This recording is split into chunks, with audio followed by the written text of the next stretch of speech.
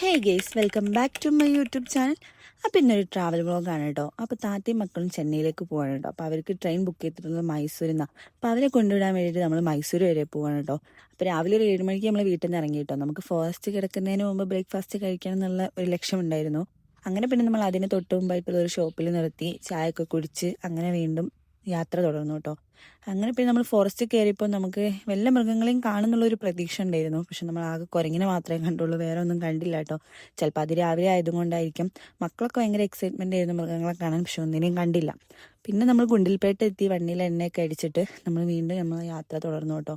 അപ്പോൾ അവർക്ക് 1 മണിക്കാണ് ട്രെയിൻ ബുക്ക് ചെയ്തിട്ടുള്ളത്. അപ്പോൾ നമ്മളൊരു 12 മണിയാകുമ്പോഴെങ്കിലും സ്റ്റേഷനിൽ എത്തണം എന്നുള്ള രീതിയിലായിരുന്നു കേട്ടോ പോയത്. അങ്ങനെ നമ്മൾ വിചാരിച്ച പോലെ തന്നെ ഒരു 12 മണിയായപ്പം സ്റ്റേഷനിൽ എത്തിയിട്ടോ.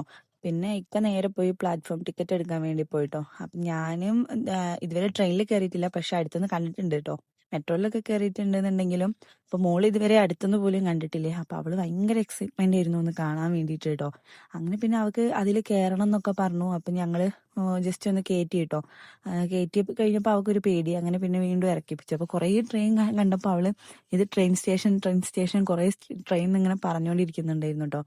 അപ്പം ഈ കാണുന്നതാണ് അവരെ വണ്ടി. പക്ഷെ നമുക്ക് അറിയില്ലായിരുന്നു ഇത് അവരെ വണ്ടിയാന്ന് നമുക്ക് അറിയില്ലായിരുന്നു കേട്ടോ. അപ്പൊ നമ്മളെന്താക്കി അവിടെ ഇരുന്നു. ഇനിയും ടൈം ഉണ്ടല്ലോ, 1 മണിയാകുമ്പോഴല്ലേ 1:05 ട്രെയിൻ എടുക്കുക കേട്ടോ. അപ്പൊ നമ്മൾ 1 മണിയാകുമ്പോഴല്ലേ എന്ന് പറഞ്ഞിട്ട് നമ്മൾ അവിടെ ഇരുന്നേ. പിന്നെ കുറെ നേരം കഴിഞ്ഞിട്ട് നമ്മൾ ജസ്റ്റ് ആ ട്രെയിനിലേക്കുള്ള നമ്പർ എഴുതി കാണിച്ചപ്പോൾ ജസ്റ്റ് നോക്കിയപ്പോഴാണ് ഇവരെ ട്രെയിനാണ് അതെന്ന് മനസ്സിലായത് കേട്ടോ. അങ്ങനെ പിന്നെ ഞങ്ങൾ ഏറ്റവും തലയ്ക്കാണ് ഉള്ളത്, ട്രെയിനിന്റെ ഏറ്റവും തലയ്ക്കാണ്. ഇവർക്കാണെങ്കിൽ ബുക്ക് ചെയ്തിട്ടുള്ളത് ഫസ്റ്റ് ക്യാബിനിലാണ്. അപ്പൊ ഇനി നമുക്ക് അവിടെ വരെ നടന്നെത്തണം. അങ്ങനെ പിന്നെ ഞങ്ങൾ അങ്ങോട്ടൊരു ഓട്ടായിരുന്നു കേട്ടോ. പിന്നെ അവിടെ എത്തി. പിന്നെ അവിടുന്ന് മക്കൾക്ക് ഒന്ന് ടോയ്ലറ്റിലൊക്കെ പോകണം എന്ന് പറഞ്ഞപ്പം പിന്നെ ടോയ്ലറ്റിലൊക്കെ പോയി. പിന്നെ കുറച്ച് സാധനങ്ങളൊക്കെ വാങ്ങി. അങ്ങനെ പിന്നെ അവര് കയറി കേട്ടോ. അവരെ കയറ്റി നമ്മൾക്ക് അവര് വണ്ടി എടുത്ത് പോകുമ്പോ പോവാന്നുള്ള ഒരു ഇതിൽ ഞങ്ങൾ ഇരുന്നു. അങ്ങനെ പിന്നെ ഒരു കറക്റ്റ് 1:05 ആയപ്പം അവരെ വണ്ടി എടുത്തു കേട്ടോ. വന്ദേ ഭാരത് ആയിരുന്നു. അപ്പൊ അവർക്ക് 7 മണിക്കൂറിനുള്ളിൽ ചെന്നൈ എത്തും. 1 മണിക്ക് എടുത്താൽ 7:30 ആകുമ്പോ എത്തും ആയിരുന്നു ടിക്കറ്റിലുണ്ടായിരുന്നത്. അപ്പൊ 1 മണിയായപ്പോ കറക്റ്റ് 1:05 ആയപ്പോ അവരെ വണ്ടി എടുത്തു കേട്ടോ. അവര് പോയപ്പോ ചെറിയൊരു സങ്കടമൊക്കെ ഉണ്ടായിരുന്നു. പക്ഷെ അവരൊരുപ്പാന്റെ അടുത്തേക്കല്ലേ പോകുന്നേ. പിന്നെ നമ്മളത് സങ്കടപ്പെട്ടിട്ട് കാര്യമില്ലല്ലോ. അങ്ങനെ പിന്നെ ഞങ്ങൾ ഇന്ന് ആ പാലസിലേക്ക് പോവാന്ന് വിചാരിച്ചു കേട്ടോ. അങ്ങനെ പാലസിലെത്തിയപ്പം അവിടെ ടിക്കറ്റ് കൗണ്ടറിൽ ആരുമില്ല കേട്ടോ. അവര് ഫുഡ് കഴിക്കാൻ പോയി. എന്നാ പിന്നെ നമുക്കും ഫുഡ് കഴിക്കാന്ന് വിചാരിച്ചിട്ട് ഞങ്ങൾ കുറച്ച് ഇറങ്ങി നടന്നു. പക്ഷെ ഒരു ഹോട്ടലും ഒന്നും കണ്ടില്ല. അങ്ങനെ പിന്നെ നമ്മൾ ഓട്ടോയിൽ പോവാന്ന് തീരുമാനിച്ചു കേട്ടോ. അങ്ങനെ പിന്നെ ഒരു ഓട്ടോക്കാരനോട് ഞങ്ങൾ പറഞ്ഞു ഒരു ഹോട്ടലിന്റെ അവിടെ നിർത്തിത്താന്ന് പറഞ്ഞിട്ട് മൂപ്പരോട് ഞങ്ങൾ പറഞ്ഞു. മൂപ്പര് ഞങ്ങൾ ആ ടൗണിൽ കൂടെ ഒരു 3-4 തവണ കറക്കിപ്പിച്ചു.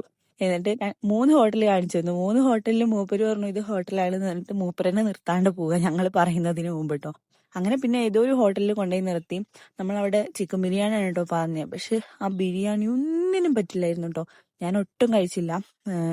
ഉമ്മയൊന്നും കഴിച്ചില്ല. പിന്നെ വിശപ്പ് കാരണം കുറച്ച് കഴിച്ചു. പക്ഷെ മോക്ക് എന്താണെന്നറിയില്ല, നല്ല ഇഷ്ടപ്പെട്ടു കേട്ടോ. അവള് കഴിച്ചു കേട്ടോ. പിന്നെ നമ്മൾ തിരിച്ച് ഓട്ടോയിൽ വരണ്ട, തൊട്ടടുത്തല്ലേ എന്ന് പറഞ്ഞിട്ട് നമ്മൾ നടന്നാട്ടോ വന്നത്.